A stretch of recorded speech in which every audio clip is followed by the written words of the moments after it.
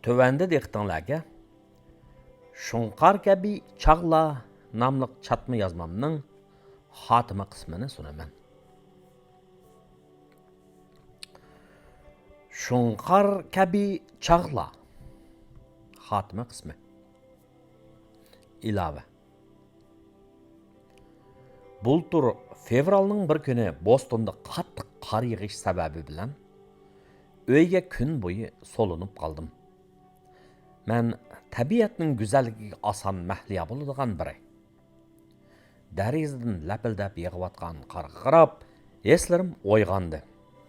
Qo'limga qalam aldım. Aslida she'r yozmoqchi bo'lgan edim. Mavo xiyollarimning bangboshlig'ini ular meni aslimiga, ya'ni oliy maktabga tunji qadam bosgan ashu yillardagi kechirmishlarimni aslashga elib ketdi. Men uningga Şunqar kabi çağla deb mavzu qo'yib, torda e'lon qildim. Aslida uni ikkili qism yozarman deb o'ylagan bo'lsam, ammo o'qirmanlar qoldirgan inkaslardan ilhomlanib, ularning talablarini menga bo'lgan ishonch deb bilib, 1,5 yil ichida ulab yozib, 12 qismni tamomladim. Shundaq. Boshlanishi bo'lgan ishning oxirlashi cho'qim bo'ladi. Bugun men intayin qiyalmaslik tuyg'usi bilan bu chatma asarning xotimasini yozyapman. Sabab oddiy. Ya'ni bir narsaga xotimi bermaguncha yangi bir narsani boshlaqli bo'lmaydi. Kishilik hayot uzluksizlikka ega bo'lsa-mu, ammo odamlardagi orzu-armonga, jumladan muvaffaqiyatga bo'lgan intilish shaxs idora qila olmaydigan omillarning ta'siridan, ma'lum uzuklikka va shu vajdan zamon intervalligining xususiyatiga ega bo'ladi. Ya'ni ma'lum vaqt intervallida o'xshamagan qimmatni oladi. Albatta, mening hayot kechirmishlarim ham shunday xarakterlandi. Xuddi burun aytib o'tganimdek, men texi ishlarda o'zim rozi bo'lgandek muvaffaqiyat qozonib ketgan birisi emas. Men uchun muvaffaqiyat chet elga o'qishga chiqish, dunyoga dangliq oliy maktabda o'qish va ma'lum ilmiy unvonni elib, nisbatan xotirjam xizmatga erishish emas. Shundaqli mening nazarimdagi muvaffaqiyat ham mavhum narsa emas. U mening qalbimga pukilgan. Men u maqsadga tex yetmadim. Shuning uchun kishilik hayotda men davomli tirishishim, bo'shashmay yashashim kerak.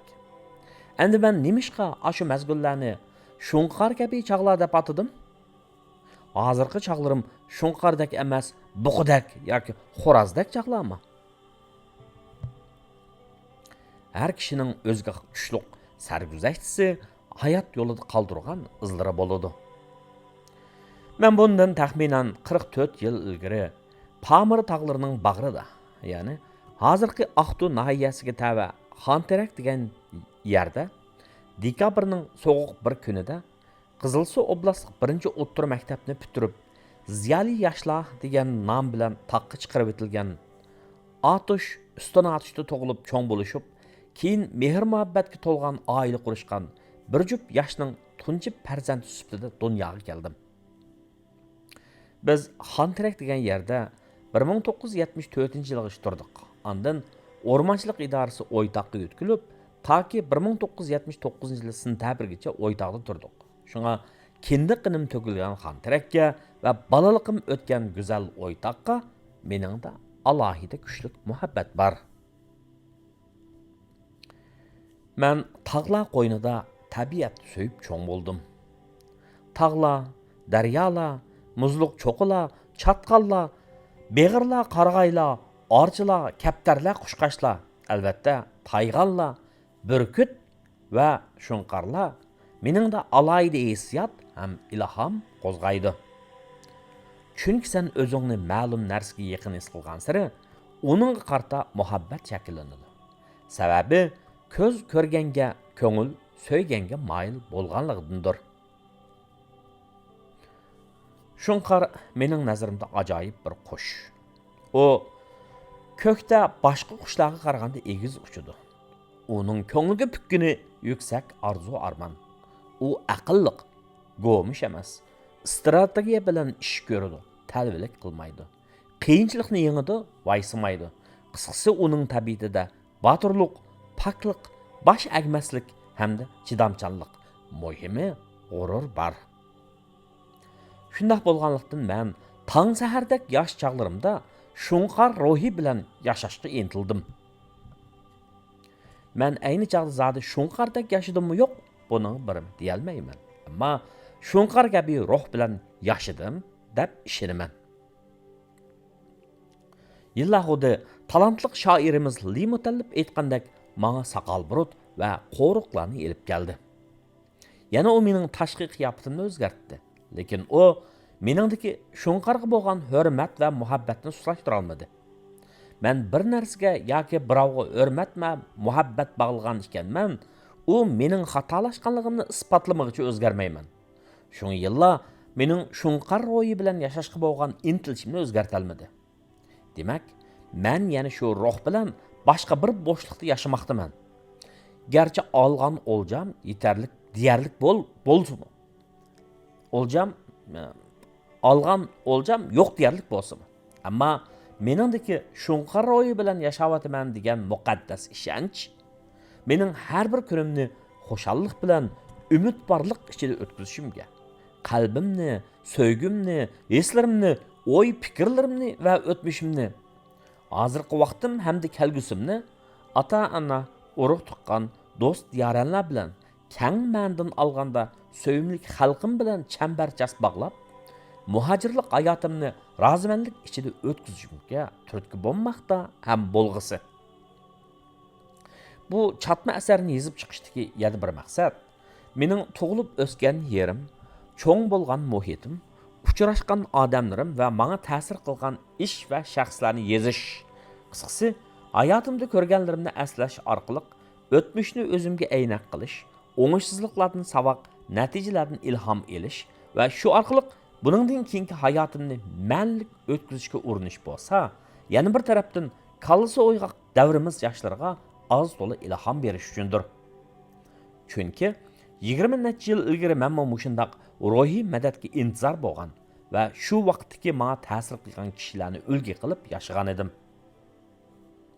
Bularni yozish jarayonida men yana buni kutilmagan narsalarni bayqab ketdim-da, yaxshilardan bo'lishni qo'g'lishib yashash istagi qon tomirlarimda do'lqin urdi. Odam yomonlarga va yomonliklarga maydoni iniq qoldi nafratlanishi, nadonlardan yiroq turishi, yaxshilarni doim aslab, ham ularga doim yaqin turish kerak ekan.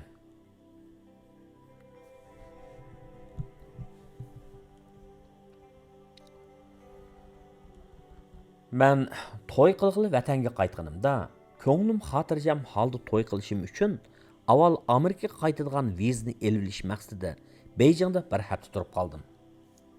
U chaqlarda Amerikaning vizasini elish intayin qiyin edi.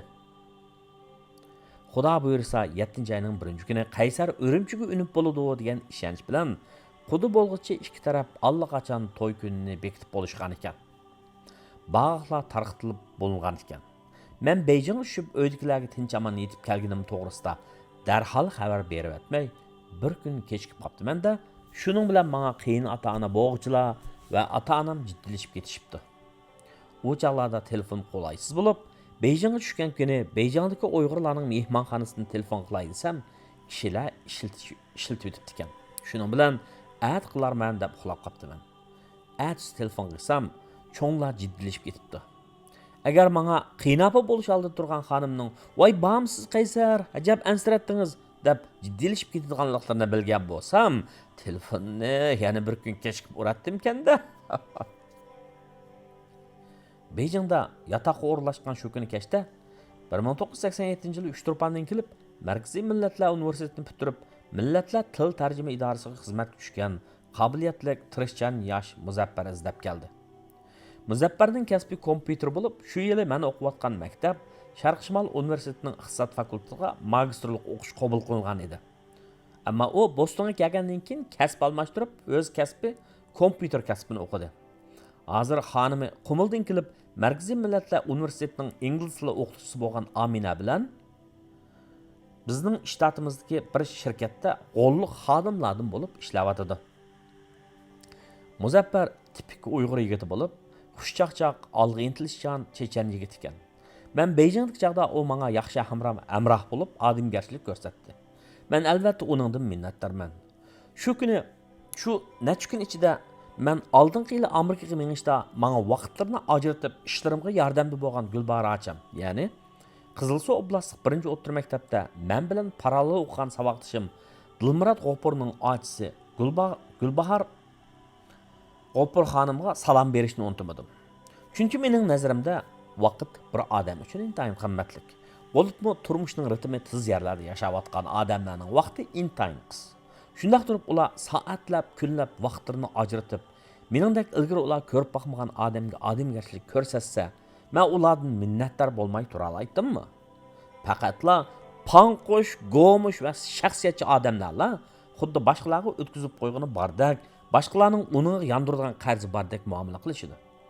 Bir jamiyatda mana shunday odamlar ko'payib ketgandan keyin odamlar saqlashib, chin hissiyat va odamgarchilik tuyg'ulari susishib, kishilar aro mehr-muhabbat ojizlashib, bir nachar kayfiyat, sovuq iqlim jamiyatni egallaydi ekanda, kishilar bir-biriga ishonchsiz qaraydigan, do'st xiyonat qiladigan, tuqqanni baplaydigan makkarlik ro'yobga chiqadi ekan.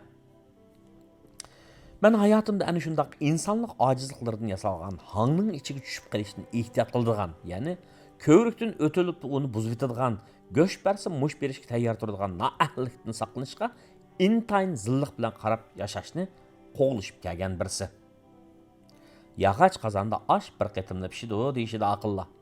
Kishilar aro muomalada o'zni so'rash, boshqalarning ko'nglini izlash orqali bir po'lat qozon yasamoq lozim. Albatta, o'tlarning siniqiga bardoshlik berilgan munosabatlar mangulik bo'ladi. Men Gulbahor achamning va Muzaffarning ayni chaqda ko'rsatgan odamgarchiligidan minnatdor bo'lg'achqa, oradan 16 yil o'tgan bo'lsa-mu, bugun ularni aslab o'ltiribdiman. Odamlarning yaxshisi mana shulardek boshqalar uchun o'zining vaqti va ko'nglini beg'ishlaydigan odamlardir. Odamlarning nacharlari bo'lsa, boshqalarning shu xil beg'ishlashlarini unuta oladigan odamdir. Kishilik munosabatda yengilmayman desangiz, oldingi turdagi kishilar qassimi keyindan qo'g'lang, keyingisi oldingizni to'ssimi keyningizga qaching. Siz qapqingizni turib, g'azabingizni bildiradigan odamlar mana shu ikkinchi xildagi odamlardir. 4-iyul kuni Amerikaning mustaqillik bayrami kuni bo'lg'achqa, men 6-iyul vizamni elib bo'lib 7-iyul Urumchiga qarab uçdum. Aydıramda o'ruq tuqqanlarim, do'stlarim, albatta men bilan to'y qilgan qiz bo'lib jami 20 necha ko'z taqazzoliq bilan saqlab turibdi. Shu kuni xuddi rivoyatlardagidek men ko'kdan yomg'irdak tushdim, so'yganim zamindan guldek chiqdi. Shunda qilib diniy va qonuniy rasmiyatlarni bejirib 12-iyul kuni Urumchida intayin xo'shal kayfiyat ichida ota-onalar, o'ruq tuqqanlarning duosi, do'st yaranlar va yaqinlarning qo'llashi ham samimiy tilaklari ichida unutilg'isiz to'y marosimini o'tkazdik. Men bu yerda shu qitimliq to'yimga qadam tashrif qilgan, to'yimizga xo'shlikni yuqori pallaga ko'targan aziz mehmonlarga cheksiz rahmatimni va hurmatimni bildiraman. Va to'y kuni jonpidalik bilan xizmat bo'lgan marhum do'stim Qosimjonni cho'nqur seg'inish ichida aslayman.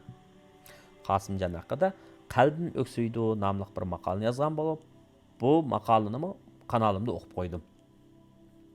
Esin qilish shu chaqda to'yimga qadam tashrif qilib zo'q va sho'x usullari ham qizg'in chavaklar bilan so'rining kayfiyatini chanlantirganlardan hozir chet ellarda yashayotganlarni qisqacha eslab o'tay. Adil Ibrohim va xonimi Dildoz Dilman hozir Amerikaning Kaliforniya shtatida. Tursun Ezgilik universitetining o'qituvchisi bo'lib, ayni chaqda hozir Avstraliyada. Abdurishid Abdurahman hozir Amerikaning Teksas shtatida. Qaysar Hoji hozir Avstraliyada. Baybol shirkatining quruvchilarining biri. Anvar Aqniyaz hozir Shvetsiyada. Qurbon Turan hozir Amerikada. To'y kunida qilgan xizmatlari va ko'rsatgan qizg'inliklari bilan ko'ngil xotiramda mangu saqlangan yana nurg'un do'stlarim bor. Rahmat ularga. Men yiroqda bo'lib qilib ularning xizmatida bo'la olmadim. Ammo ularning shu chaqda ko'rsatgan odamgarchiligi va yaxshi ko'rish ham samimiyligi chiroylarida aks etgan xo'shalligi hozirmi ko'z oldimda. Men ularni har vaqt seg'inib aslab turaman. O chaqlarda to'ylarda to'y rasa qizib pallaga yetganda Yigitning do'stlari qiz yigitni bir martam tansi o'ynashga taklif qiladigan bir qoida bor edi. Kim chiqardi, qachon chiqardi bu ishni? Do'stlar to'yi bo'lgan bir jup yoshning ustiga bir narsa chechib, ularni raxt bilan bog'lab, ondan yigitni qizni so'yib qo'yishga istab, gorki deb tovlaydigan bir ish bor ekan. Yoshlik sarangliq degan mushi bo'lsa kerak. Men qiziqchilikda boshqa do'stlarning to'yida shundoq vaqirab sapti ekanman. O'zimning beshiga kelganda yuzim qizardi. Bu musuqi haykal emasdim. Endi shu jamoatning bulab bo'pmi, cho'nglarning oldida odam qijil bo'ldi ekan qaranglar. Shu yili Ricky Martinning dunyo futbol musobaqasida aytgan Hayotlik lo'ngisi nomli naqshisi moda bo'lgan yil ekan. Tövəndə bu naqshning tekstini inglizchadan uyg'urchaga tarjima qilib qo'ydim. Buning uyg'urchasini o'qib, ruhlanib, alay deb o'zinglarni lanishtirib ketmanglar. Juma. Juptinglar 911 ni chaqirib qo'ymasin. To'yimizga taklif qilingan go'zal naqsh qizning kamolatiga yetkazib aytgan naqshisi to'ydagi kayfiyatni toza yuqori pallaga ko'tarib o'tdi.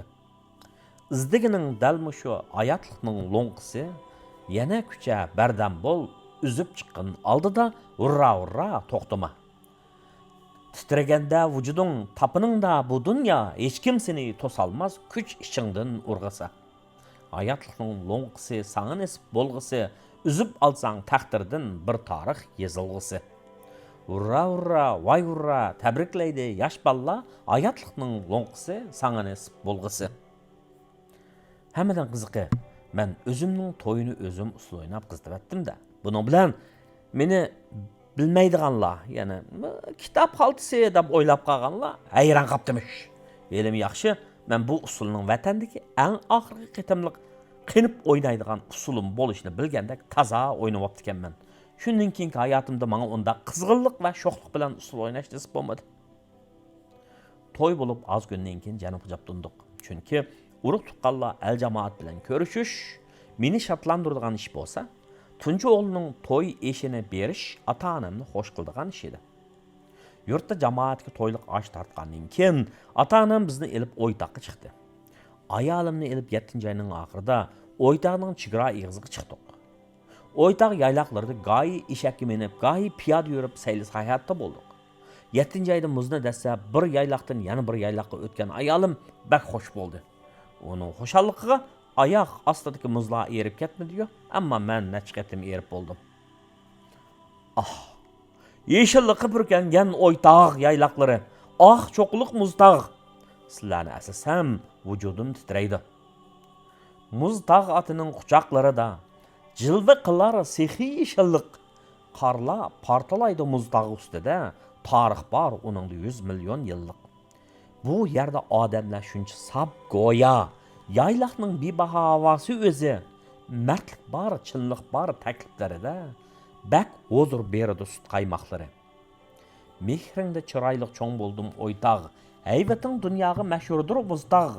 Sizlarda balalik izlarim qolgan, seg'inish ilkida aslayman har chaq. Biz yurtda bir mazgil turgandan keyin O'rimchiga qaytib keldik. Men ayni vaqtda universitetdan ayrilganda maktab menga 1 yillik ruxsat bergan edi. Har holda maktab doiralariga o'zimning davomli o'qiydiganligimni aytib qo'yay deb kadrlar boshqarmasiga borsam, bir bo'limning mas'uli xuddi men uning ichki singlisining pulini ilib olgandek ochiq bilan so'zlaydi. Taqsallab ketishlari.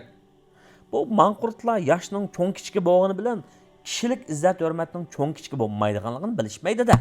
Hey, nadan muavin chivillar. Sen 1 yillik ruxsat olibdikansa, bu jarayonda bizda maash ilaveribsa, endi maoshingni to'xtatamiz.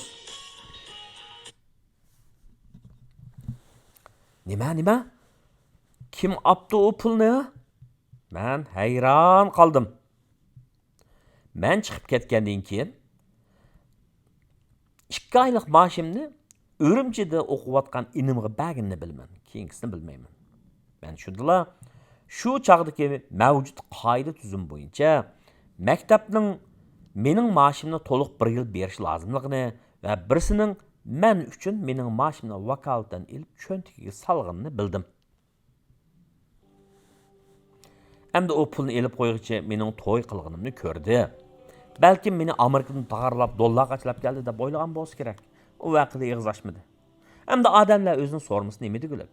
Kishining haqqini yeyishdan qo'rqmasa qanday qilg'iliq? Men shunda shu chaqdagi mavjud qoida tuzum bo'yicha to'ydan keyingi hayot nihoyat qizg'in va aldirashliq ichida tez o'tib ketdi. Amerikaga qaytish uchun bilet olay desam, kimni topolmadim. Shuning bilan bir yaqinim menga g'olibiyat aholiliklar rayonidagi saqchixonada tonishi borligini, bu masalani tezla hal qilib bera oladiganini aytib, meni bili ilib bordi. Biz basak yaqinimning yaqini yo'q bo'lib chiqdi. Shuning bilan uning ishxonasiga bir Xitoy saqchiga so'z ochdik. Nima ishga kelganimizni bilgandan keyin aytdi u. O ishxonada bir Uyg'ur saqchi bor, shuni aytinglar. U ko'rsatgan ishxonaga kirsak, bir diqma qo'saqlari tompiyib chiqib qolgan Uyg'ur saqchi turibdi. Ona chiroyli salom qildim, maqsadimni aytdim. O intayin nachar maxluq ekan. Men uning kallasiga tayinib emas, mushtiga tayinib xizmat qilgan bir ekanligini, uning pasportimni qo'lida tutib, gidib turib, mening pasportimning egisi ekanligimni bilib turib, egizdan chiqqan birinchi jumla so'zlarni bildim. Nereden adı bilsem? Ben şu üniversiteden o'qituvchi edim. Hozir Amerikada o'qiyapman. Cho'ng bilmaymi? Nerede o'qishingni? Mening inim chet elda. O xotin taloq dedim ichimda men. Men sendan bir yo'lliq ishni bejarib bergin deb keldim. O'zimni tutilib turib gap qildim. Bejarib bera olamsiz yo'q? 5-2 misan? 2 kimlik bejarib nima qilmoqchisan? Qanday ishini men uni yutirayotganingga? Aralıqda az to'la gap talish oldu. Men ma'o maxluqning do'tligidan afsuslandim. O'ktamligiga achchig'im keldi. Bu maxluq mening uning oldida xo'sh xo'jam deb qo'l bog'lab turmaganligimga chanqishayotgandek turardi. Ishning cho'ngib ketishidan ansirgan yaqinim meni bosdi va ketishga oldiratdi. Boshqa yerga borayli. Bo'ldi, talashganning foydasi yo'q. Balkim bu yaqinim suv ketidi, tosh qoladi, qaysar ketadi, men qolaman deb o'ylagan bo'lsa kerak. Yaxshi ko'ngil to'shik bo'lib qolmasin degan o'y bilan o'zimga hay berib saqchixonadan chiqdim. Ammo 15-20 metrcha minib bo'lgandan keyin g'azabim qaynab ketdi. O anam.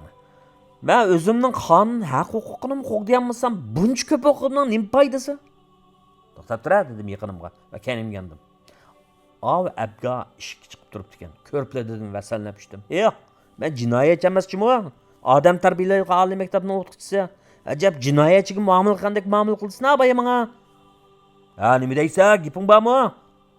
Kutmaganda kenimga yenib berib, mansitmaslik nazarim bilan uni sallab tushishim uni jiddiylashtirib atgancha uning chiroyini qizillik qopladi. Angacha yiqinim yana meni to'sib turib oldi. Xap dedim ichimda. Mushuning bilan Uyg'urlik terisini yepinib olgan 3 maxluq meningdan 5-2 misan deb savol qo'yishdi, so'rashdi. Mening 5im 1 edi. Manqurtlar 0 qilib qo'yishdan yanmaydigan o'xshaydi. Qasam qilamanki, men pasportimni o'zgartmoqchi, qayt qadam tashlamayman. Bu manqurtlar odamlarga kun bermayotgan zamonga. Yoshlarga xos qani qiziqlik ham tantaklikning ifodasida. Lekin men dal shunday qildim. Ya'ni toki 1998 yil sentabrning oxirida vatandan chiqib ketgan peti 2011-yili pasportim yangilanganida ondan bordim. Aralıqda ayolim necha qitim berib, ota-onasi va ota-onamni yo'qlab keldi. Demak, men oxirgi qitim vatandan ayrilganda bir xil murakkab hissiyat bilan ayrildim.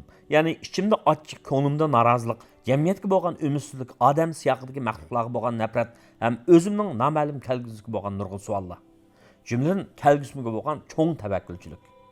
Bularning hammasi mening bilan tangla Amerikaning aeroplaniga birga chiqdi. Men Amerikaga qaytib ketgandan keyingi hayotimda nurg'un agri to'qayliqlarni, azob, mushaqqatlarni tortdim. Albatta bu men uchun bir o'sib yetilish va tavlanish jarayoni bo'ldi. Bu yerda 1,5 yil o'qib magistrlik unvonini olibla xususiy shirkatda xizmat topdim. Shirkat cho'kkanda menmi cho'kdim, ya'ni shunqar ko'kdim pastga paloqlab tushib ketdi. Lekin men yiqilib ketsa yetib olganlardan emas. Bu dunyoda odam o'ziga tayinish kerak. Shaxs sifatidami, millat sifatidami? Boshqalardan ortiqcha umid kutish bizni ruhiy qalandarlarga aylantirib qo'ydi xolos. Tug'ilgan ekanmiz, yashamasak bo'lmaydi. Yashagan ekanmiz, tirishib yashamasak yana bo'lmaydi. Men yana o'rnimdan turdim va men yiqilganda menga madad bergan qonimim bilan birga o'rnimizdan turdik. Bostondagi dastlabki chaqlarda ayolimning har qitim doktorxonalarning oldidan o'tganda, "Men vatanda doktor edim" deb hasrat chekishlariga qarab ko'p azoblangan edim. Chunki u menga ishini, bir obdan xizmatini, tug'ilib cho'ng bo'lgan yurtini, mehribon ota-onasini tashlab chiqqan edi.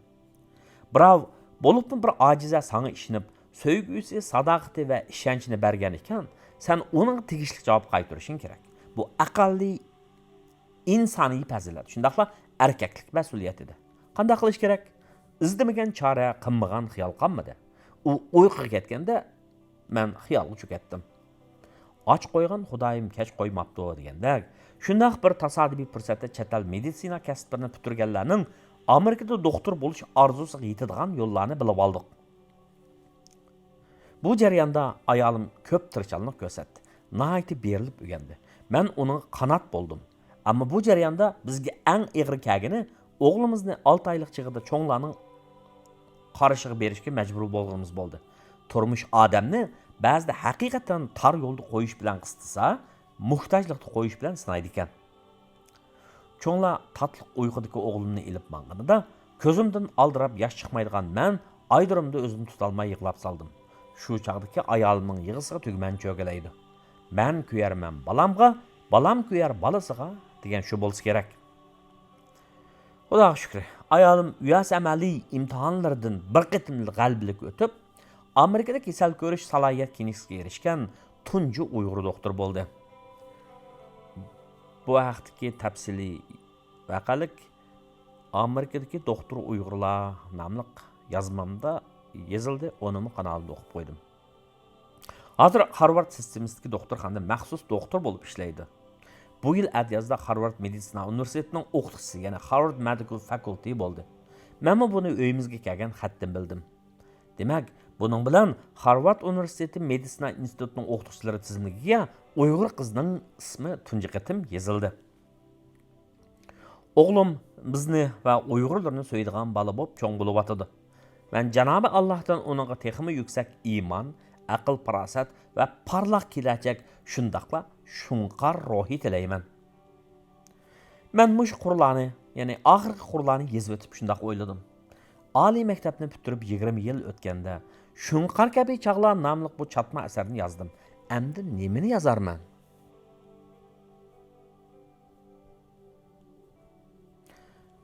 Qani, mazkur temani uzluksiz o'qib kelayotgan sodiq o'qirmanlar, sizlar aytib beqinglarchi, endi men nimani qachon yozay? 2014-yili 8-sentabr